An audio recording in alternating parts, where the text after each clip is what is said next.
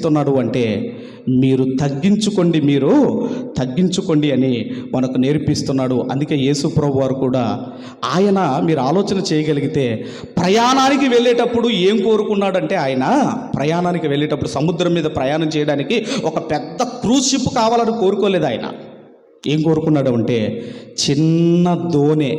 ఏంటండి? చిన్న దోణి ఆయన కోరుకున్నాడు. అలాగే ఆయన పుట్టటం కూడా ఏదో రాజుల కుటుంబంలో పుట్టాలి అనుకోలేదు. ఆయన కోటీశ్వర్ల కుటుంబంలో పుట్టాలి అనుకోలేదు. ఒక సాధారణ కార్పెంటర్ కుటుంబంలో, ఒక కార్పెంటర్ అండి, ఏ రోజు పని చేసుకుంటే ఆ రోజు ఇదిగో బ్రతికే ఒక కార్పెంటర్ కుటుంబములో యేసుక్రీస్తు వారు జన్మించాలి అనుకున్నాడు. అలాగే ఆయన పుట్టిన తర్వాత ఆయన ఎక్కడ పడుకోబెట్టారు అంటే ఆయనను పశువుల తొట్టిలో పరుండబెట్టారు.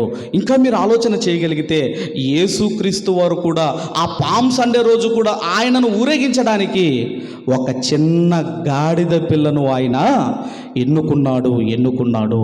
ఎప్పుడు కూడా దేవుని పిల్లల మైండ్ ఇదిగోనండి, ఆ హెచ్చించుకునే వాటి మీద ఎప్పుడు మన మైండ్ ఉండకూడదు. నేనేంటి, నా లెవెల్ ఏంటి, మేమేంటి అనే ఈ మనసు ఎప్పుడు కూడా దేవుని పిల్లలకు ఉండకూడదు. నువ్వు ఎంత తగ్గించుకుంటే దేవుడు అంత హెచ్చిస్తాడు, ఎంత హెచ్చిస్తే అంత తగ్గిస్తాడు. కాబట్టి ఈ సందర్భాన్ని బట్టి యేసుక్రీస్తు వారే శిష్యుల పాదములు కడుగుతున్నాడు అంటే ఒక లోకరక్షకుడు, ఒక ప్రపంచానికి ఒక చక్రవర్తి ఆయన శిష్యుల పాదాలు కడుగుతున్నాడు అంటే నేను తగ్గించుకున్నాను, మీరు కూడా తగ్గించుకోండి, తగ్గి బ్రతకండి.